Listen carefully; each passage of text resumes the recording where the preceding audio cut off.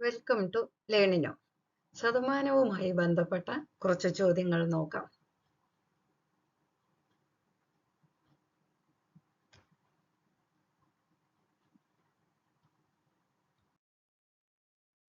ആദ്യത്തെ ചോദ്യം, ഒരു സംഖ്യയുടെ 17% എന്നത് 85 ആയാൽ സംഖ്യ ഏത്? സംഖ്യ എക്സ് എന്ന് എടുക്കുകയാണെങ്കിൽ 17% എന്ന് പറയുന്നത് എക്സ് ഇൻറ്റു 17/100 സമം 85 എന്ന് തന്നിട്ടുണ്ട്. അപ്പോൾ സംഖ്യ കാണാൻ എക്സ് സമം 85 ഇൻറ്റു 100/17, അതായത് 85നെ 17 കൊണ്ട് ഹരിച്ചാൽ 5 എന്ന് കിട്ടും. 5 ഇൻറ്റു 100 500. അടുത്ത ചോദ്യം, ഒരു സംഖ്യയിൽ നിന്ന് അതിൻ്റെ 18% കുറച്ചപ്പോൾ 410 കിട്ടി. എന്നാൽ സംഖ്യ എത്ര? സംഖ്യ എക്സ് എന്നെടുക്കാം. ഇപ്പോൾ 18% കുറച്ചു എന്ന് പറയുമ്പോൾ ബാക്കി 82%. എക്സ് ഇൻറ്റു 82/100 410 എന്ന് തന്നിട്ടുള്ളത്. അപ്പോൾ എക്സ് സമം 410 ഇൻറ്റു 100/82 സമം 500. അടുത്ത ചോദ്യം, ഒരു സംഖ്യയുടെ 20% 480ന്റെ 60%-ന് തുല്യമായാൽ സംഖ്യ കാണുക. സംഖ്യ എക്സ് എന്നെടുത്താൽ എക്സിന്റെ 20% 480ന്റെ 60%-ന് തുല്യമാണ് എന്നാണ് തന്നിട്ടുള്ളത്. അതായത് എക്സ് ഇൻറ്റു 20/100 സമം 480 ഇൻറ്റു 60/100. ഇതിൽ നിന്നും എക്സ് സമം 480 ഇൻറ്റു 60/100 ഇൻറ്റു 100/20. ഇവിടെ ഇടതുഭാഗത്തുള്ളത് ഛേദം ഇവിടെ അംശമായിട്ടും അംശം വലതുഭാഗത്ത് പോകുമ്പോൾ ഛേദമായിട്ടും മാറും. അപ്പോൾ എക്സ് സമം 480 ഇൻറ്റു 3, കാരണം 100 100 വെട്ടിപ്പോയി 60നെ 20 കൊണ്ട് ഹരിച്ചു 3 എന്ന് കിട്ടി. അതായത് എക്സ് സമം 1440. അടുത്ത ചോദ്യം, 80 കിലോഗ്രാം ഭാരമുള്ള ഒരാളുടെ തൂക്കം ഒരു മാസത്തിൽ 10% കുറഞ്ഞു. അടുത്ത മാസത്തിൽ 6% കുറഞ്ഞു എങ്കിൽ അയാളുടെ ഇപ്പോഴത്തെ ഭാരം എത്ര? അപ്പൊ ആദ്യം അയാളുടെ 10% കുറഞ്ഞത് ആദ്യത്തെ മാസം. അപ്പൊ ആദ്യത്തെ മാസം 80ന്റെ 90% ആയിരിക്കും ഉണ്ടായിരിക്കുക. അപ്പൊ 80 ഇൻറ്റു 90/100. രണ്ടാമത്തെ മാസം വീണ്ടും 6% കുറഞ്ഞു. അതായത് 80 ഇൻറ്റു 90/100ന്റെ 6% കുറഞ്ഞത്. അപ്പൊ 80 ഇൻറ്റു 90/100 ഇൻറ്റു 94/100. അത് കണക്കാക്കിയാൽ 67.68 എന്നാണ് കിട്ടുക. അപ്പൊ ഇപ്പോഴത്തെ ഭാരം 67.68 കിലോഗ്രാം. അടുത്ത ചോദ്യം, സ്വർണത്തിന്റെ വില തിങ്കളാഴ്ച ഉള്ളതിനേക്കാൾ 8% കൂടുതലായിരുന്നു ചൊവ്വാഴ്ച. എന്നാൽ ബുധനാഴ്ച തലേ ദിവസത്തേക്കാൾ 5% കുറഞ്ഞു. ബുധനാഴ്ച വില പവന് 3078 രൂപയാണെങ്കിൽ തിങ്കളാഴ്ചത്തെ വില എത്ര രൂപയായിരുന്നു? നമുക്ക് തിങ്കളാഴ്ചത്തെ വില എക്സ് എന്നെടുക്കാം. അപ്പൊ ചൊവ്വാഴ്ചത്തെ വില 8% കൂടുതലായി. അപ്പൊ എക്സ് ഇൻറ്റു 108/100.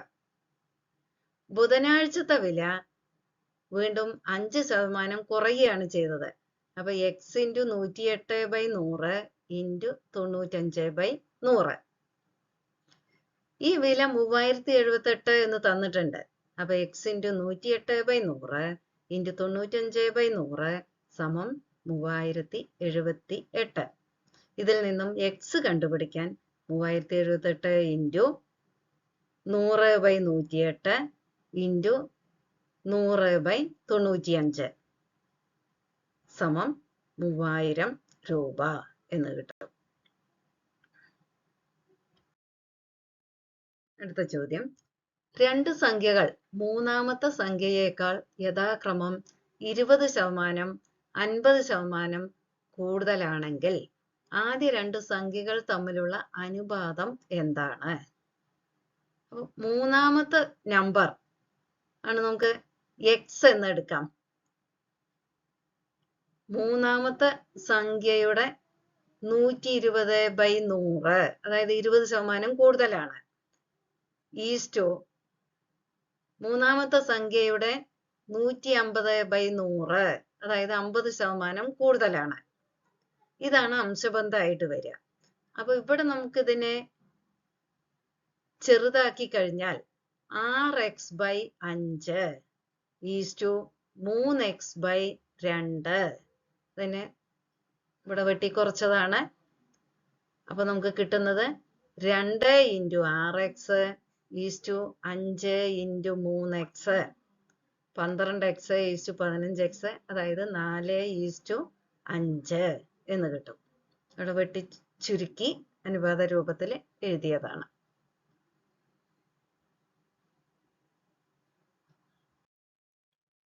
അടുത്ത ചോദ്യം, 27 സ്ത്രീകൾ അംഗങ്ങളായ ഒരു സഹകരണ സംഘത്തിലെ സ്ത്രീ പ്രാതിനിധ്യം 18% എങ്കിൽ ആ സംഘത്തിലെ പുരുഷന്മാരുടെ എണ്ണം എത്ര? അപ്പൊ നമുക്ക് അംഗങ്ങളുടെ ആകെ എണ്ണം എക്സ് എന്നെടുക്കാം.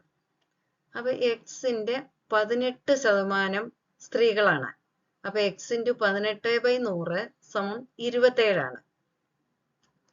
ഇനി x = 27 × 100/18 = 150. അപ്പൊ ആകെ എണ്ണം 150. അതിൽ 27 ആള് സ്ത്രീകളായിരുന്നു. പുരുഷന്മാരുടെ എണ്ണം എന്ന് പറയുന്നത് 150 - 27 = 123. അടുത്ത ചോദ്യം, ഒരു പരീക്ഷയിൽ വിജയിക്കാൻ വേണ്ട മാർക്ക് 40%. 60 മാർക്ക് ലഭിച്ച ഒരു വിദ്യാർത്ഥി 40 മാർക്കിന്റെ കുറവിൽ പരാജയപ്പെട്ടാൽ ആകെ എത്ര മാർക്കിനാണ് പരീക്ഷ നടന്നത്? വിജയിക്കാൻ വേണ്ട മാർക്ക് 60 + 40 100. കാരണം 60 മാർക്ക് കിട്ടി, 40 മാർക്കിന്റെ കുറവുണ്ടായിരുന്നു. അപ്പൊ 100 മാർക്ക് കിട്ടിയാലാണ് കുട്ടി വിജയിക്കുക. അപ്പൊ ആകെ മാർക്കിന്റെ 40% 100. അതായത് മാർക്ക് m എന്ന് എടുക്കുകയാണെങ്കിൽ m × 40/100 = 100.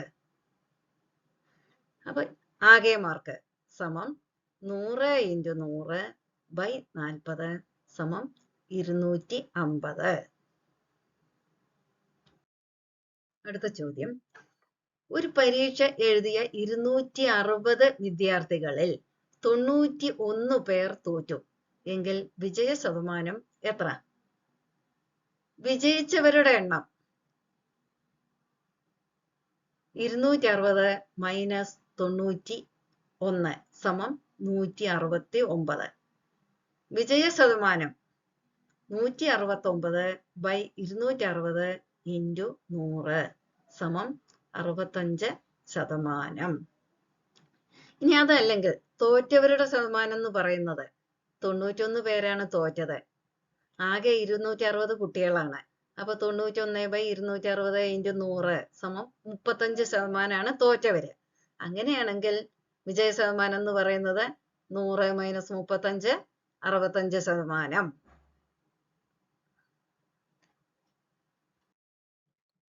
അടുത്ത ചോദ്യം, ഒരു സംഖ്യയുടെ 23% കാണുന്നതിന് പകരം ഒരു കുട്ടി തെറ്റായി 32% കണ്ടപ്പോൾ ഉത്തരം 448 കിട്ടി എങ്കിൽ ശരി ഉത്തരം എത്ര? അപ്പൊ നമുക്ക് സംഖ്യയുടെ 32% എന്ന് പറയുന്നത് 448 ആയിരുന്നു. അങ്ങനെയാണെങ്കിൽ സംഖ്യ x എന്ന് എടുത്തു. x × 32/100 = 448. അപ്പൊ x 448 × 100/32 എന്ന് കിട്ടും. ഇനി സംഖ്യയുടെ 23% ആയിരുന്നു കാണേണ്ടിയിരുന്നത്. അപ്പൊ സംഖ്യയുടെ 23% എന്ന് പറയുന്നത് ഈ 448 × 100/32 × 23/100 = 322.